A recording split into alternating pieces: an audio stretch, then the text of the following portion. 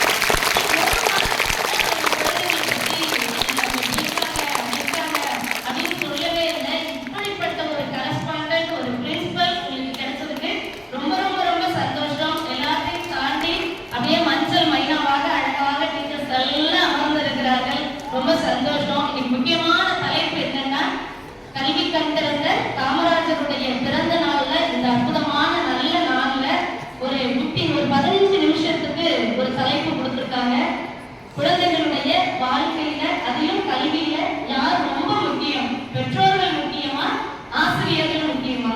என்ன கேட்டா நமக்கு பெற்றோர்களும் நம்ம வாழ்க்கையில எல்லாத்தையும் கடந்து வந்திருக்காங்க. ஆசிரியர்களையும் நம்ம ஆசிரியர்கள் இல்லாமலும் நாம வரல.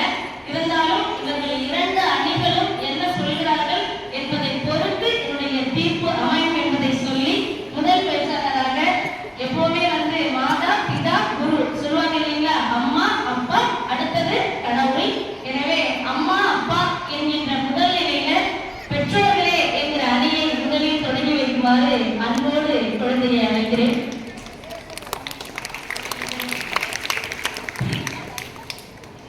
பிரியங்கா 10th பிரியங்கா அவர்கள் பெற்றோர்களே என்று பேச வருகிறார்கள். நல்ல உற்சாகமாக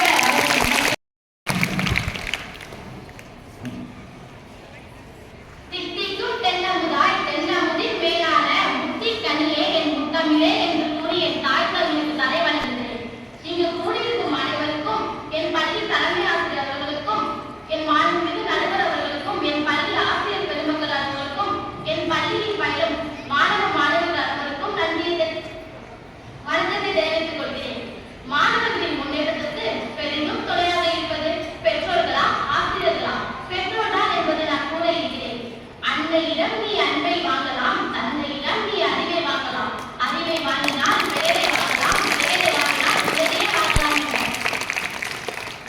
இதிலிருந்தே உங்கள் அனைவருக்கும் தெரிந்திருக்கும் பெற்றோர்களின் முக்கியத்துவம். இதில் எந்த வரிகளையும் ஆசிரியர்களின் பங்களிப்பை பற்றி கூறவில்லையே. நாம் கருப்பு காந்தி என்று அழைக்கும் காமராஜர் படிக்காத மேதை. அவர் தன் பெற்றோர் கூறிய வார்த்தையை வைத்ததால் நாட்டையே அவர் முதல்வரானார். அவர் மட்டும் நீ என்ன சொல்வது நான் என்ன கேட்பது என்று இருந்திருந்தால் நமக்கு பள்ளிக்கூடமே கேட்டிருக்காரு. பள்ளிக்கூடம் இல்லை என்றால் ஆசிரியர்களும் கேட்டிருக்க மாட்டார்கள். Mother is a first teacher of a child அப்படின்னு இங்கிலீஷ்ல சொல்லுவாங்க. இதுக்கு என்ன அர்த்தம் யாருக்காச்சும் தெரியுமா? நான் சொல்றேன். ஒரு குழந்தையின் முதல் ஆசிரியர் அவர் அம்மா தான் என்று. ஒரு குழந்தை பள்ளி செல்லும் நேரம் வந்தவுடன் அந்த குழந்தையை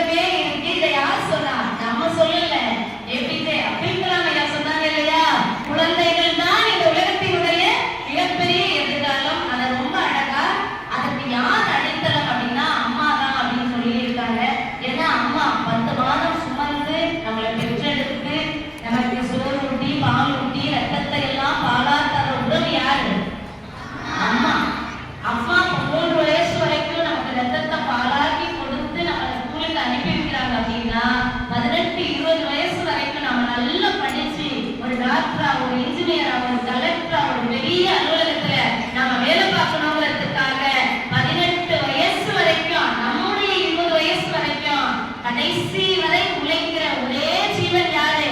அப்பாங்கிற ஜீவன் தான். ஆசைப்பட்ட எல்லாத்தையும் காசு இருந்தா வாங்கலாம், அம்மாவை வாங்க முடியுமா? நீயும் அம்மாவை வாங்க முடியுமா?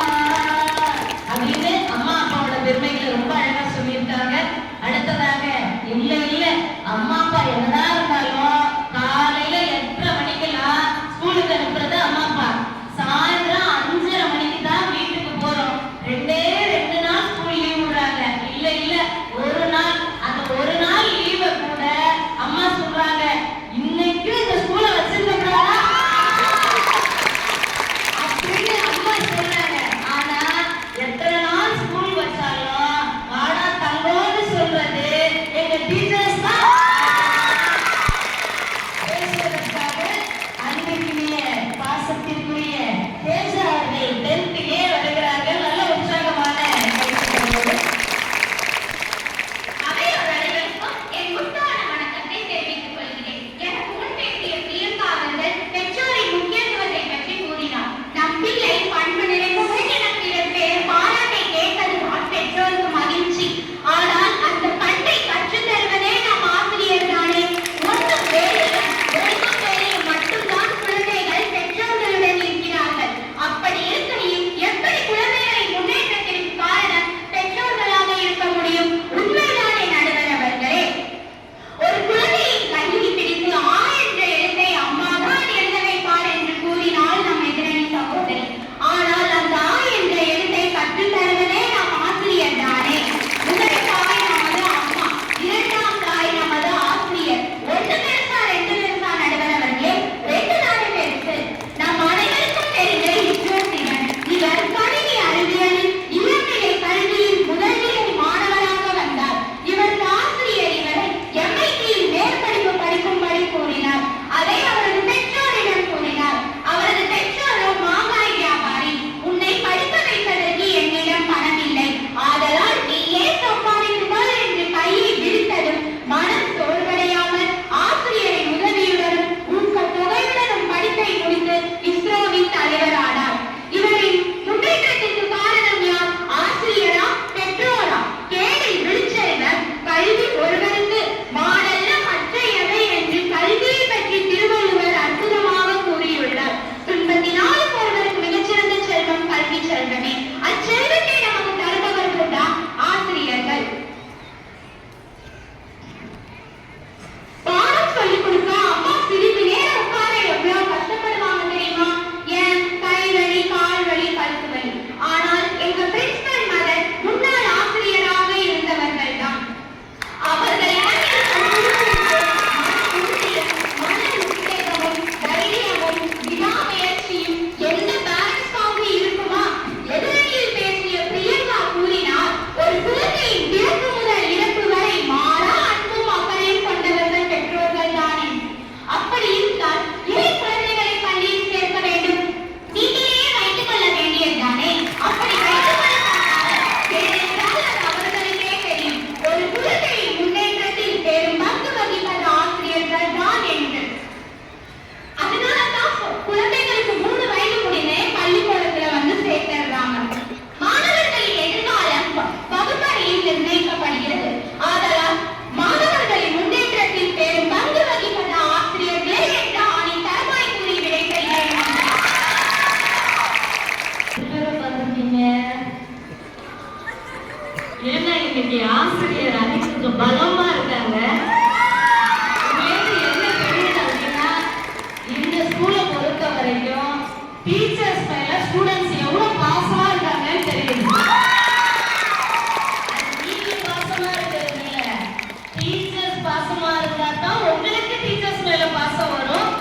எனவே நிறைய ஸ்கூலுக்கு போயிருக்கோம் மேடம், நிறைய டீச்சர்ஸை கண்டா மட்டும் அப்படி போயிடுவாங்க. யாரும் தெரியுதா? பிடி டீச்சர் தான் ரொம்ப பிடிக்கும்.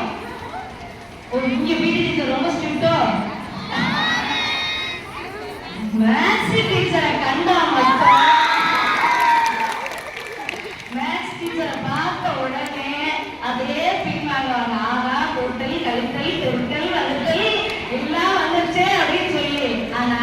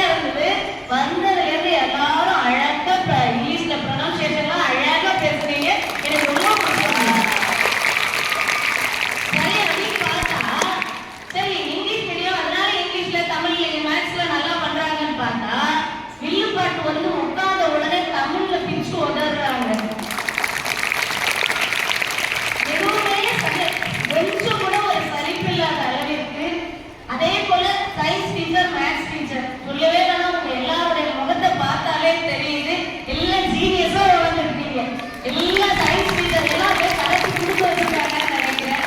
ஒரு அற்புதமான ஒரு பள்ளிக்கூடத்துல இருந்தோம். ஆசிரியர்கள் பத்தி அவ்வளவு உயர்வா சொன்னாங்க. உண்மையிலேயே இந்த குட்டீஸ் எல்லாம் வந்தோடனே பார்த்தா இந்த 1 to 5 இந்த 1 to 5 நல்லா நீங்க கேட்கணுங்க. அதையே பார்த்துட்டு இருந்தேன்.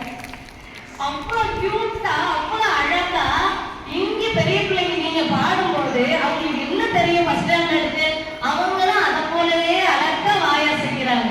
எனக்கு அப்படியே கியூட்டா அந்த போறப்ப தூக்கி போயிடலாமான்னு பார்த்தேன். காரை ரெட்டியா கொண்டு வச்சிருக்கேன். அதை அழகா தூக்கி கார்ல வச்சு கொண்டு போயிடலாம்னு நினைச்சிட்டு இருக்கேன். அவ்வளவு அழகா குழந்தைங்க இங்க உட்கார்ந்துருக்காங்க.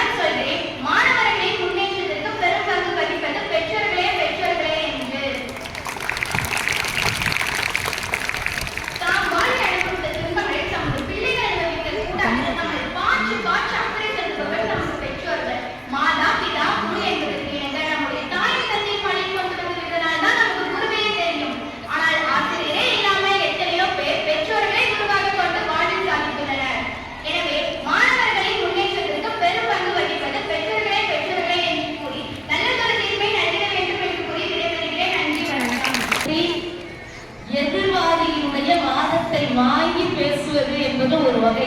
அதை மிக சிறப்பாக பேசி இருக்கிறீர்கள், பேச கற்றுக் கொடுத்திருக்கிறார்கள் என ஏதோ கண்டிப்பா ஆசிரியர்களும் உங்களுக்கு உதவி செய்திருப்பார்கள். அதை முதல்ல மிகச்சரியாக அவர் குறிப்பிட்டதை போல ஆசிரியர்களே பேசும்போது 1 பெருசா 2 பெருசான்னு கேட்டாங்க. 2ஆ பெருசு, அப்ப 10ஆவதா வர்றதுக்கான பெருசுன்னு ஒரு வாதத்தை வாங்கி எதிர்வாதம் செய்யக்கூடியதுதான் ஒரு பட்டிமன்றத்தினுடைய மிகப்பெரிய ஸ்டைல். அதை அழகா செய்யக்கூடிய நம்முடைய ஹேமா அவர்களுக்கு வாழ்த்துக்கள். ஆனா என்னை பொறுத்தவரை நான் எப்போதும் சொல்வது என்னவென்றால், எப்போதுமே நம்பர் ஃபர்ஸ்ட் வரவங்க மட்டும்தான் வாழ்க்கையில ஜெயிக்க முடியும் என்பது கிடையவே கிடையாது. எல்லாத்தையுமே நம்பர் 1ஆக இருக்கக்கூடியவங்க நாமக்கல்ல படிக்கக்கூடிய குழந்தைகள் பார்த்திருக்கோம். எனக்கு நாமக்கல்லில் படிக்கக்கூடிய குழந்தைகள் மீது வருத்தம்லாம் ஒண்ணும் இல்லை. ஆனா ஒண்ணே ஒண்ணு என்ன தெரியுங்களா, இது போன்ற கிராமப்புறங்களில் இருந்து வரக்கூடிய பிள்ளைகள் நம்முடைய பள்ளிக்கூடங்கள்ல படிக்கிறாங்க.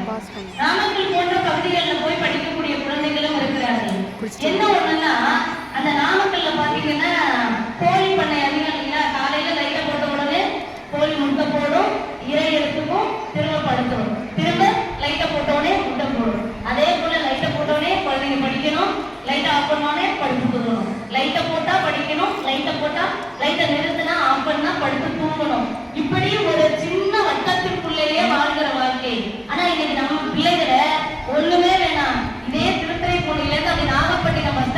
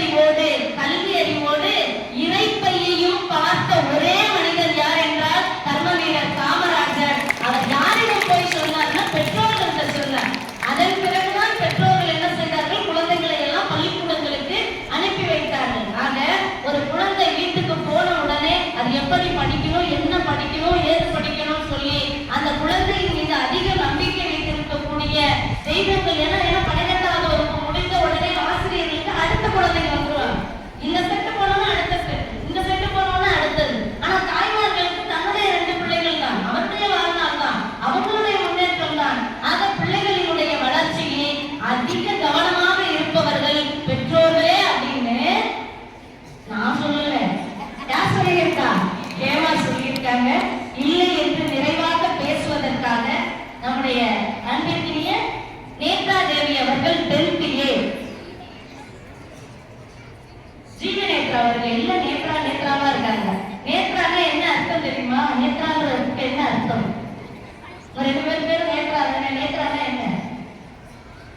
நேத்ரானா அழகான கண்கள்னு அர்த்தம். வாங்க.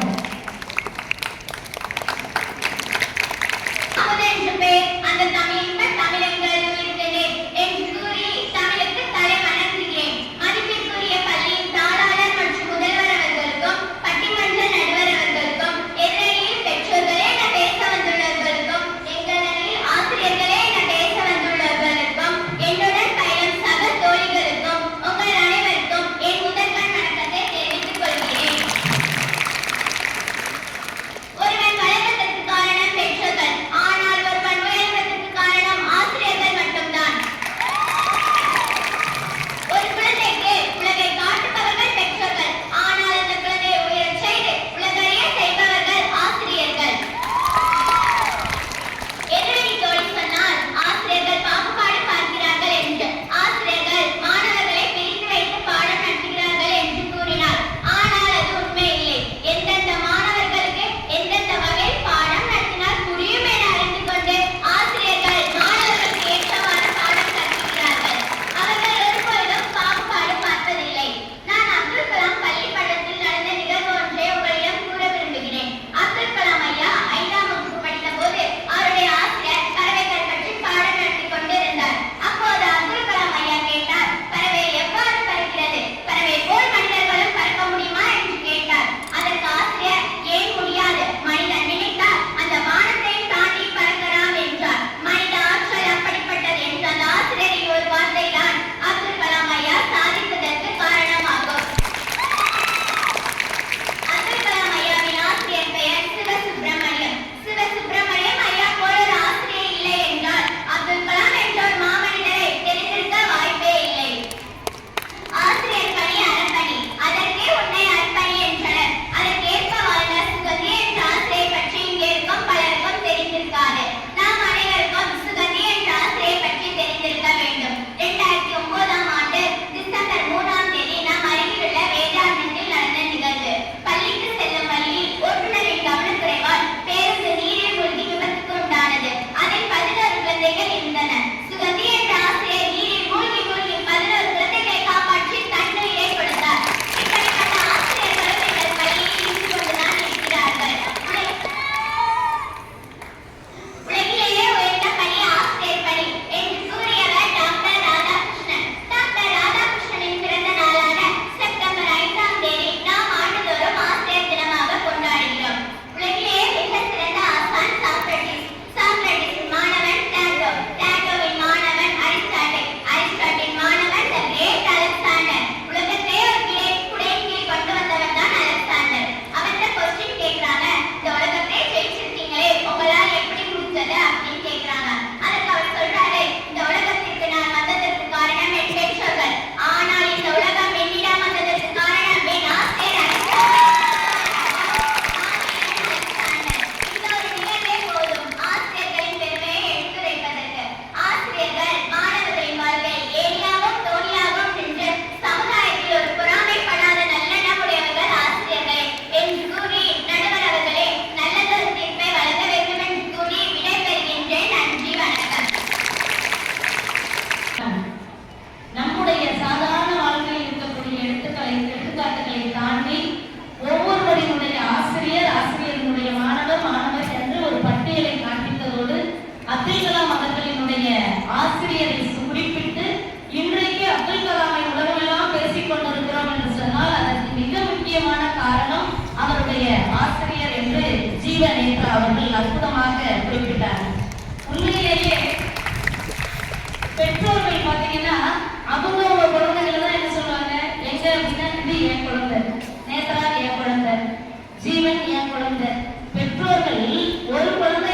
பார்த்து என்னுடைய பிள்ளைன்னு சொல்லுவாங்க. ஆனால் தன்னிடம் படிக்கக்கூடிய நூற்றுக்கணக்கான பிள்ளைகளையும் என் பிள்ளைகள் என்று சொல்ல வாய் வருகிற ஒரே ஜீவன் ஆசிரியர்கள் மட்டும்தான். நீ அதே பார்த்தீங்கன்னா வகுப்பறை முடிந்து சாப்பிடுங்க நிறைய சண்டை வரும். என்ன வரும் தெரியுமா? 4th standard 5th standard teachers இருப்பாங்க. 4th ஸ்டாண்டர்ட் பையன் என் பொண்ணு ஏதாவது தப்பு பண்ணிட்டுன்னா 5th ஸ்டாண்டர்ட் டீச்சர் சொல்லிட்டே இருப்பாங்க. ஒரு முறை 2 முறை 3 முறை அதிகமா சொல்லும் போது உடனே உங்களுக்கு கோவம் வந்துடும். எப்ப பார்த்தாலும் ஏன் என் பிள்ளைய பேசுறீங்க, எப்ப பார்த்தாலும் ஏன் என் பிள்ளைய திட்டுறீங்க. உடனே அவங்க சொல்லுவாங்க உங்க பிள்ளை அப்படி பண்ணுது. அப்ப யாரோ வீட்டில் பிறந்த ஒரு குழந்தை தன்னிடம் படிக்க வந்திருக்கக்கூடிய அந்த 10 ஆண்டு காலமும் என் பிள்ளை என்று சொல்லுகிற ஒரே ஜீவன் ஆசிரியர்கள் மட்டும்தான்.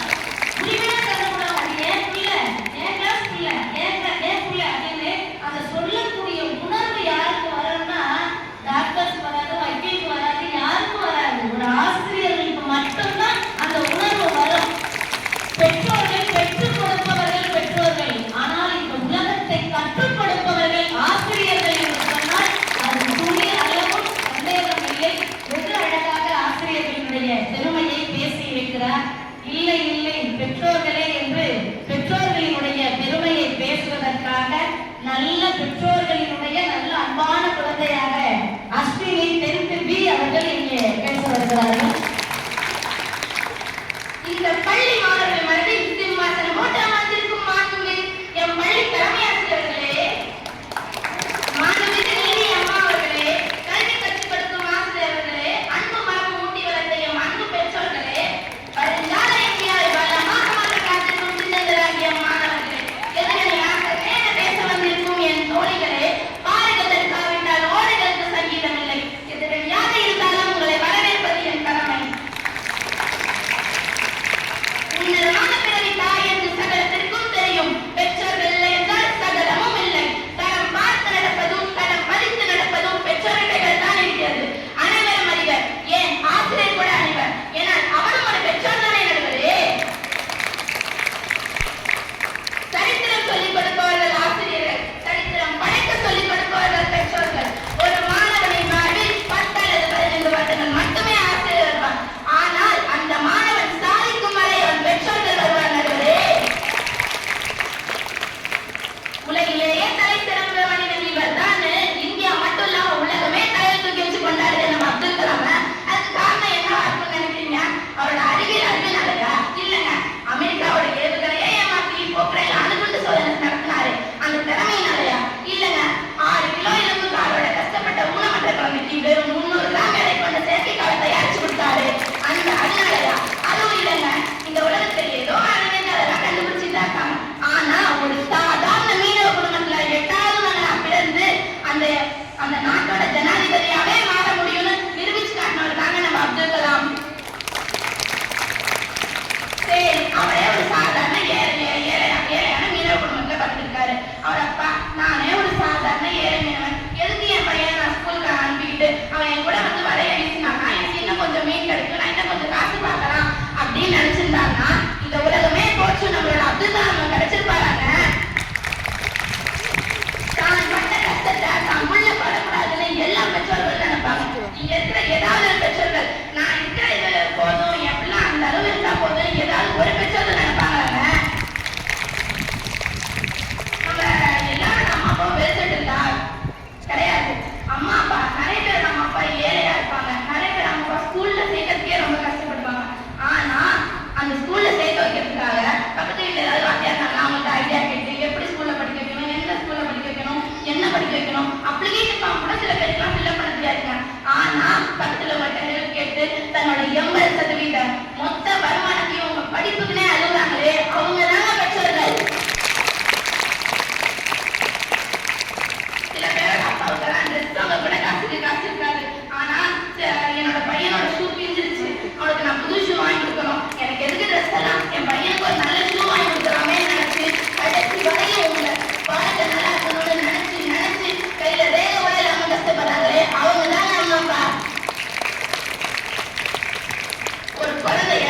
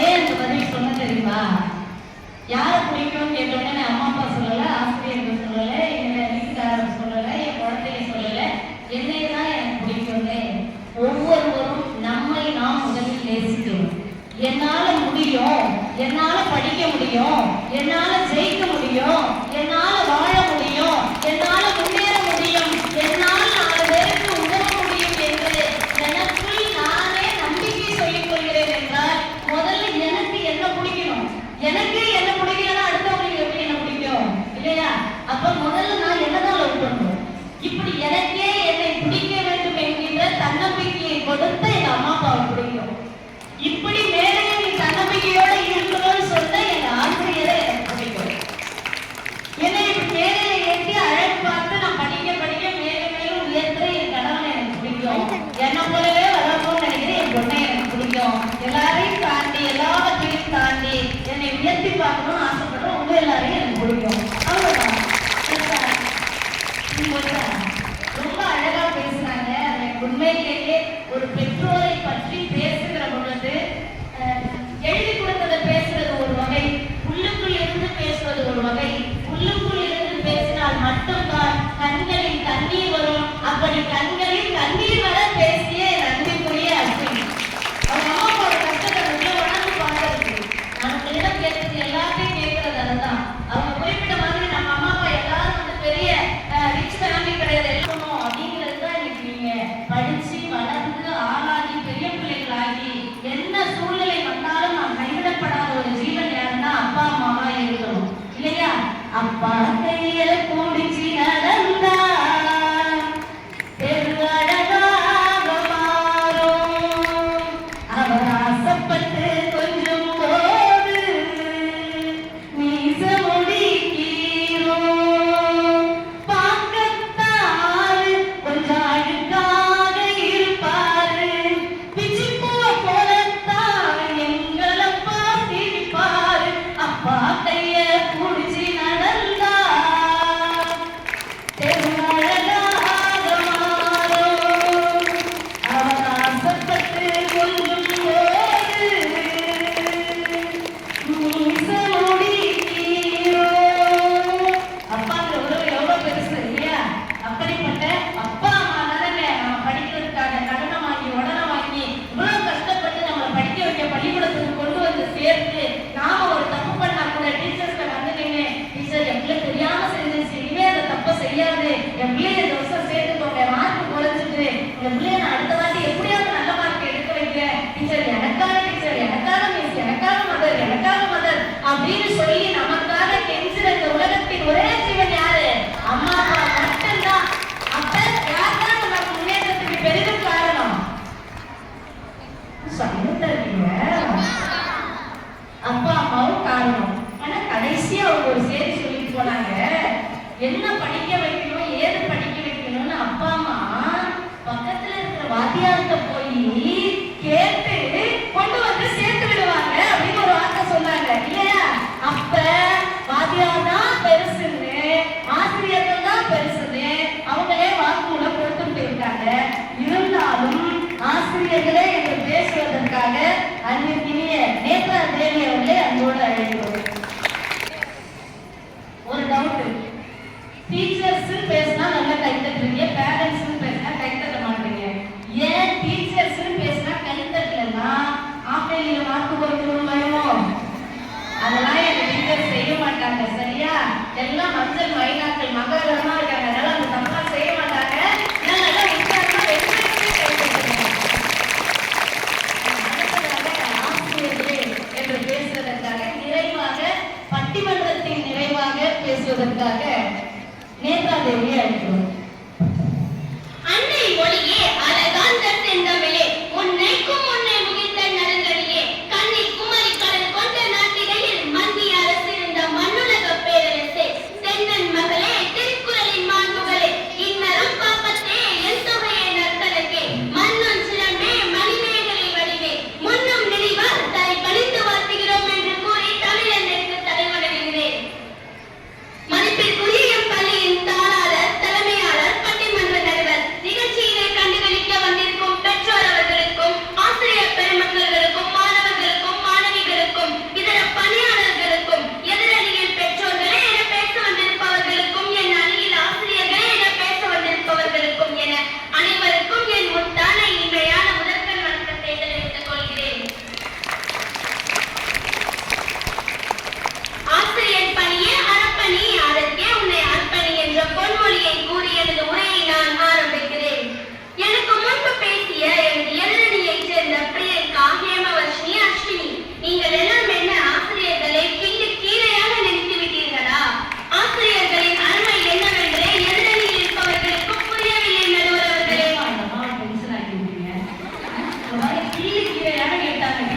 பார்த்து முடிச்சு மொழி வந்து நிற்கணுமா பேசணுமா? மாணவர்களின் வளர்ச்சிக்காக போராடும் ஆசிரியர் பெருமக்கள் மாதா பிதா குரு தெய்வம் என்னும் வரிசையில் தெய்வத்திற்கு முன் நிறுத்தப்படுகிறார்கள்.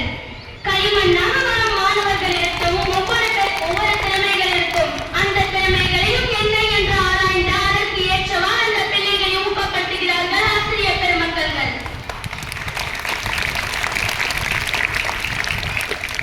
மாணவர்களாகிய நாம் வீட்டில் இருக்கும் நேரத்தை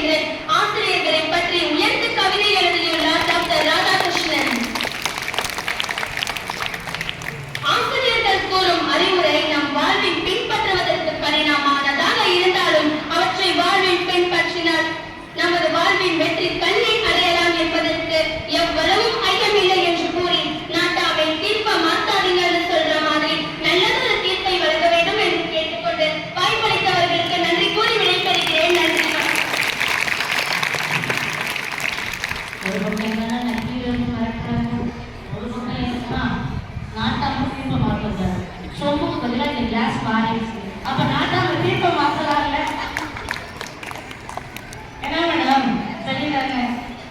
மிக அழகாக ஆசிரியர்களை பற்றி, அதிலும் வெளியில் இருந்து சொல்லக்கூடிய உதாரணங்களை தாண்டி தன் பள்ளியில் இருக்கக்கூடிய ஆசிரியரை பற்றிய அழகாக எடுத்துச் சொல்லிய அறிமுகத்தை நேத்ரா தேவிக்கு என்னுடைய மனமார்ந்த வாழ்த்துக்கள். எனக்கு ராதிகா டீச்சரை பற்றி சொன்ன உடனே எங்க பாலா டீச்சர் எனக்கு ஞாபகம் வந்தார். 1வது படிக்கிற பொழுது நான் ஒரு அரசு பள்ளியில தான் படித்த மாணவி.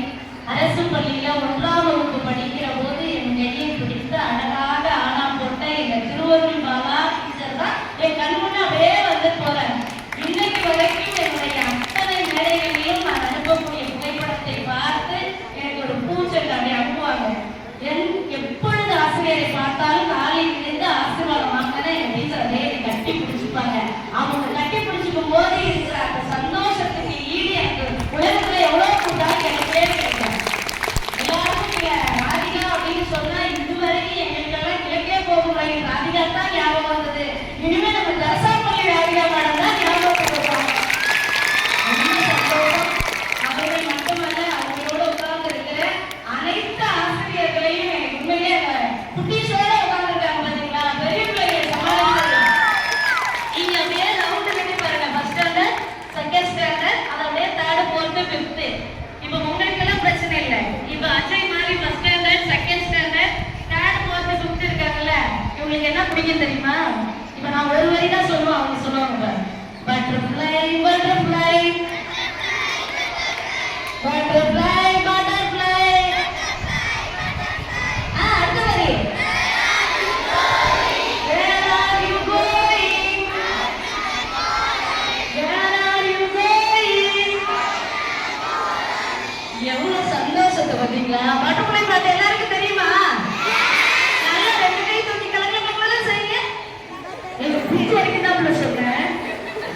இதுல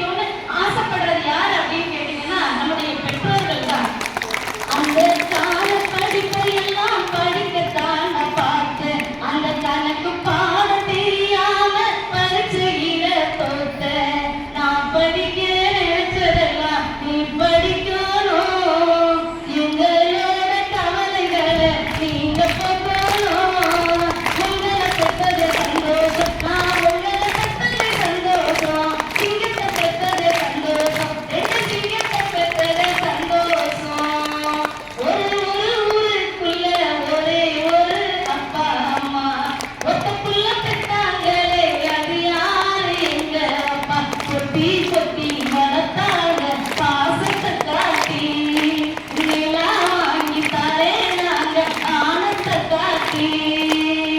அப்ப அப்பா அம்மா நான் படிக்கலனாலும் நீங்க படிச்சு நல்ல நிலைமைக்கு வரணும்டான்னு சொல்றது யாரு? அப்பா அம்மா. ஒரு ஊர்ல இதே போல ஒரு பெரிய விழா நடக்குது. அந்த விழாவிற்கு ஒரு பள்ளிக்கூடத்துல 100 ஆண்டு காலம் ஒரு பள்ளிக்கூடம் ஆரம்பிச்சு கிட்டத்தட்ட 100 ஆண்டுகள் நிறைவடைந்து 100ஆண்டு விழா கொண்டாடுறாங்க. அந்த 100ஆண்டு விழா கொண்டாடுகின்ற போது அந்த பள்ளிக்கூடத்தில் படித்த எல்லாரும் வந்திருக்கிறாங்க. அந்த பள்ளிக்கூடத்தில் படித்த இன்ஜினியர், டாக்டர், வக்கீல், பெரிய பெரிய தொழில் அதிபர்கள், IAS அதிகாரிகள் எல்லாரும் வந்திருக்கிறாங்க. IPS அதிகாரிகள் என்று எல்லாரும். IPS அதிகாரினா எல்லாரும் பார்த்தாலே ஃபர்ஸ்ட் என்ன பண்ணுவோம்? சல்யூட் அடிப்போம். IAS அதிகாரிகள் வந்தா எழுந்து நிற்போம். டாக்டர்ஸ் வந்தாங்கன்னா எழுந்து நிற்போம். அவ்வளவு பேரும் அந்த மேடையில் அமர்ந்திருக்கிறார்கள். கிட்டத்தட்ட ஊரே கூடி இருக்கிறது. ஆனால் எல்லோரும் ஒருவருக்காக காத்துட்டு இருக்காங்க. IAS அதிகாரி காத்துட்டு இருக்கார், IPS அதிகாரி காத்துட்டு இருக்கார், டாக்டர் காத்துட்டு இருக்காரு, தொழிலதிபர் காத்துட்டு இருக்கார். எல்லோரும் காத்து கொண்டிருக்கிற போது ஒரு சாதாரண வேஷ்டி சட்டையில ஒரு சின்ன துண்டு போட்டுட்டு ஒரு ஐயாவும் ஒரு காட்டன் புடவை கட்டி ஒரு அம்மாவும் இறங்கி வர்றாங்க. வருகிற போது அந்த ஒட்டுமொத்த ஊரும் எழுந்து நின்று கை தட்டி கை கூப்பி வணங்கினது முக்கியம் இல்ல. அந்த IAS அதிகாரியும் அந்த IPS அதிகாரியும் காலில் விழுந்து ஆசீர்வாதம் வாங்கி கூட்டாங்க. அப்படின்னா அவர் யார் என்று சொன்னால் அவர்தான் அந்த பள்ளியில் பணியாற்றிய ஆசிரியர் பெருமக்கள். ஒரு IAS அதிகாரியாக இருந்தாலும் ஒரு IPS அதிகாரியாக இருந்தாலும் ஒரு கற்றுக் கொடுத்த ஆசிரியருக்கு கிடைக்கிற மரியாதை பெற்றவங்களுக்கான அவங்க பிள்ளைங்க மட்டும்தான் விடும். ஆனால் ஆசிரியர் தாயை கற்றுக் கொடுத்த அத்தனை பிள்ளைகளும் வந்து விழுந்து ஆசி வாங்கணும்னு சொன்னா அந்த ஆசிரியர்களுக்கு ஈடாக எதுவுமே கிடையாது. இப்ப நிறைய சொல்லிட்டே போலாம். அப்படி இருக்கிற பொழுது பெற்றோர்கள் எதுவுமே இல்லையா அப்படின்னா என்ன ஒரு சின்ன வருத்தம் எனக்கு பெற்றோர்கள் மேல அப்படின்னா, குழந்தைங்க படி படி படி படின்னு பிள்ளைங்களை சொல்கிறீர்களே தவிர வீட்டுல டிவியை போட்டுட்டு சிறகடிக்க ஆசை, மனசெல்லாம் ஆசை, எல்லா ஆசையும் சீரியல்ல போட்டுட்டு பக்கத்துல உட்கார்ந்து பிள்ளைய படின்னு சொன்னா எப்படி படிக்கும்? எந்த பெற்றோர் தன் குழந்தைகளுக்காக தன் வாழ்நாளின் சுக துக்க சந்தோஷங்களை தியாகம் செய்கிறார்களோ அவர்கள் தான் சிறந்த பெற்றோர்களாக இருக்க முடியும். சீரியல்ல அவங்க காசை வாங்கிட்டே அழுகுறாங்க, நம்ம ஏன் காசை டேபிள் அவங்க கொடுத்துட்டு அழுகுறோம் இல்லையா? அப்ப குழந்தை படிக்கிற போது அந்த குழந்தையோட தன்னை அர்ப்பணிக்கக்கூடிய பெற்றோர்கள் யார் இருக்கிறார்களோ அவர்களால் மட்டும்தான் இந்த சமுதாயத்தில் மிகச்சிறந்த குழந்தைகளை, மிகச்சிறந்த பிள்ளைகளை, மிகச்சிறந்த எதிர்கால சந்ததியினரை உருவாக்க முடியும். ஆனா டீச்சர்ஸ் அப்படி கிடையாது. டீச்சர்ஸ் என்ன நினைப்பாங்க?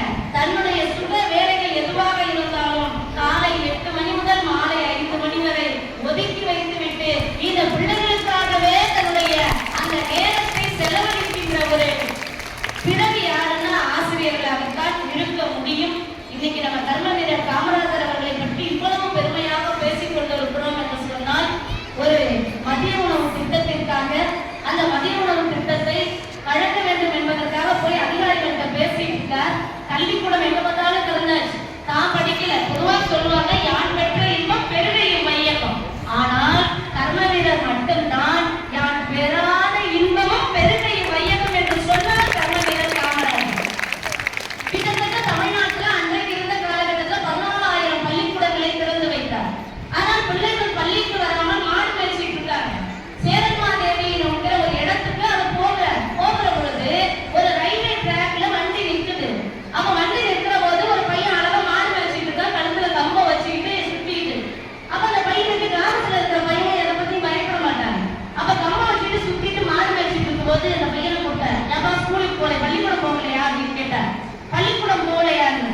இந்த பையன் கிராமத்துல இருக்கிற பையன் எவ்வளவு ஒரு துணிச்சலான பையனா இருப்பாங்க. அவ அந்த பையன் சொல்றா, பள்ளிக்கூடம் போனா நீங்க சோறு போடுவீங்களா அப்படின்னு கேட்கறா. பள்ளிக்கூடம் போனா நீங்க சோறு போடுவீங்களா அப்படின்னு. அப்ப திருப்பி கேட்கா, சோறு போட்டா பள்ளிக்கூடம் போவியா அப்படின்னு. சோறு போட்டா பள்ளிக்கூடம் போவியா? போவேன் அப்படின்னு.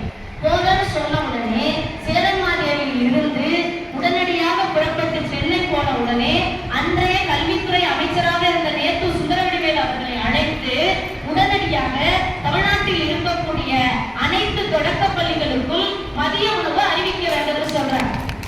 அப்ப நேத்து சுந்தரவடிவேல் அவர்கள் சொல்றார், இருக்கிற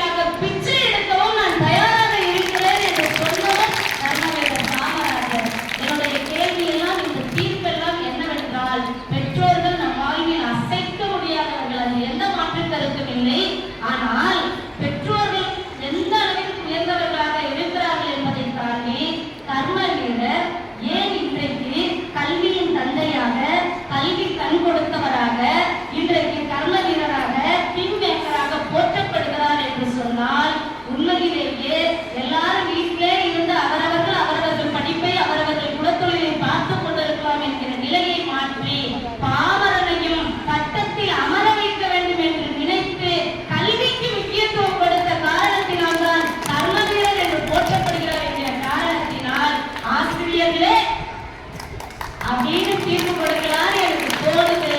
ஆனாலும் ஒரு மனிதனுக்கு இடதுகள் பெரிதா வலதுகள் பெரிதா என்று கேட்டால் எந்த மனுஷனும் எனக்கு இடதுகளை எடுத்துரு, எனக்கு வலதுகள் போதும்னு சொல்ல மாட்டாங்க.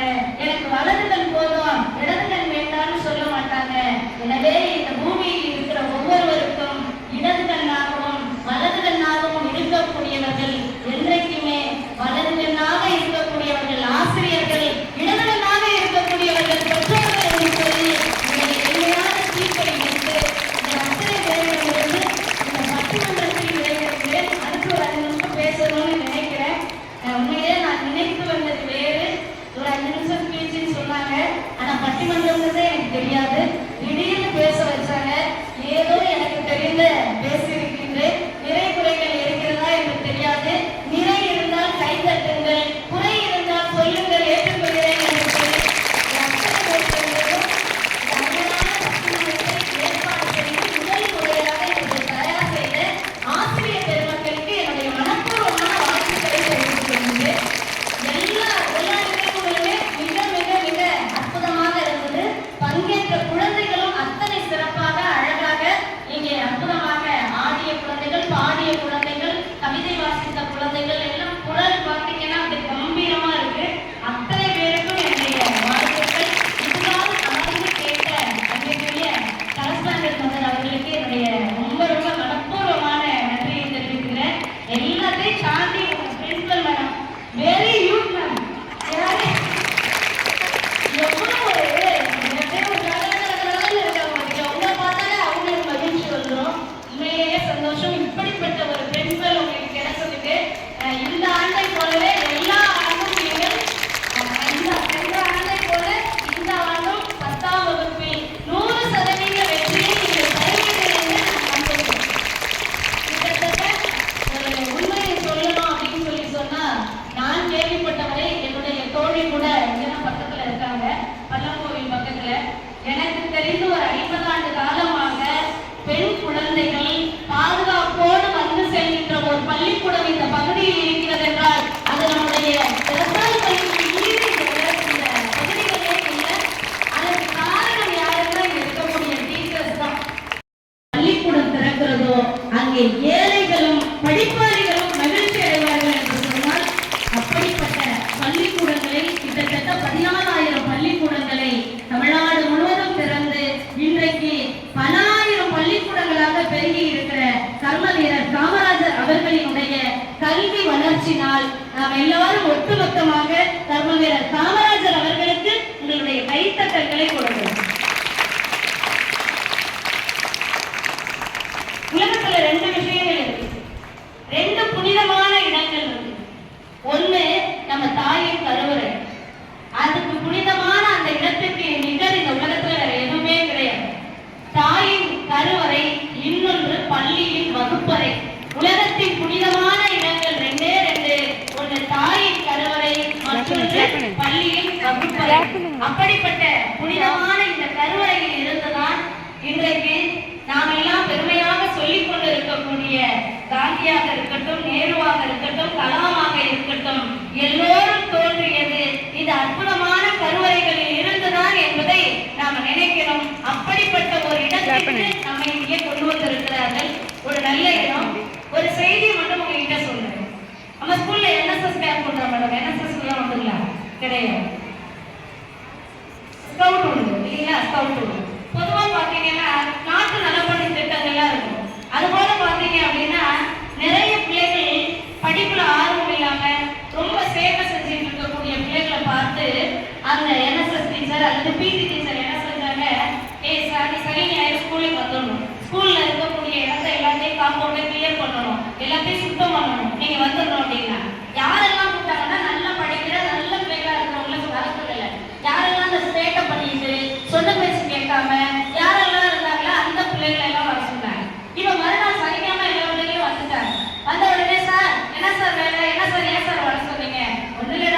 அப்படியே சுத்தம் பண்ணுவோம் அப்படின்னு சொன்னேன். சரி சார், ஈஸியா செஞ்சிடலாம் சார் அப்படின்னு. சரி, போய் அங்க இருக்கக்கூடிய புல்லெல்லாம் ஃபர்ஸ்ட் பிடிக்கிட்டு அந்த இடத்த சுத்தம் செய்யறாரு.